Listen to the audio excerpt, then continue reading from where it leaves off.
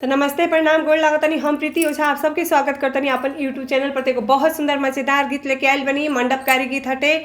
सब लोग ढोलक बजा के गीत गाओता, डिब्बा बजा के गीत गाओता, हम डाइनिंग के टेबल बजा के गीत गाओतनी। आप सब लोग पूरा गीत जरूर सुनब जा, खूब जम के ज़्यादा से ज़्यादा शेयर करब जा। अगर आप सबके अच्छा लगे तो अच्छा नहीं लगी तब तनी कह देव जा। चलिए सुन लीजिए पूरा गीत जरूर है।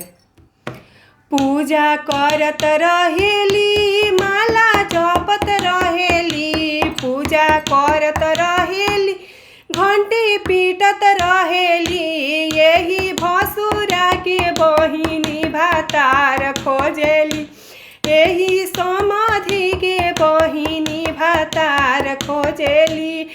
कबो बोकवा खोजेली, कब गादहवा खोजेली, कबो बोकवा खोजेली, कब गादहवा खोजेली, कबो साढ़ावा में जाई जाई के देही रगरेली, कबो साढ़ावा में जाई जाई के देही रगरेली। पूजा करत रहेली माला जपत रहेली, पूजा करत रहेली फेरी लगावत रहेली, यही अगुआ के बहिनी भातार खोजेली, यही अगुआ के बहिनी भातार खोजेली, यही पंडित जी के बहिनी भातार खोजेली।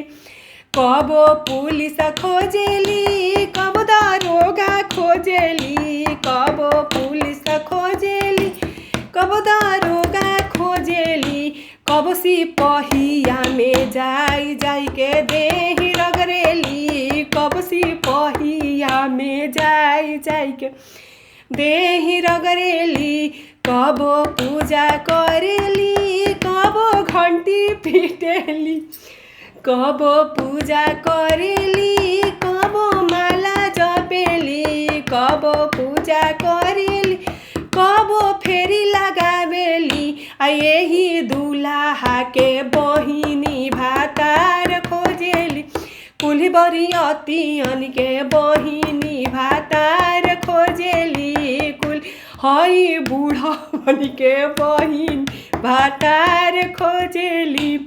कबो लइका खोजेली, कबो जमान खोजेली, कबो लइका खोजेली, कबो जमान खोजेली, कबो बूढ़ावन में सट सट के देही रगरेली, कबो बूढ़ावन में सट सट के देही रगरेली, यही समाधि के बहिनी भातार खोजेली, यही अगुआ के बहिनी भातार खोजेली।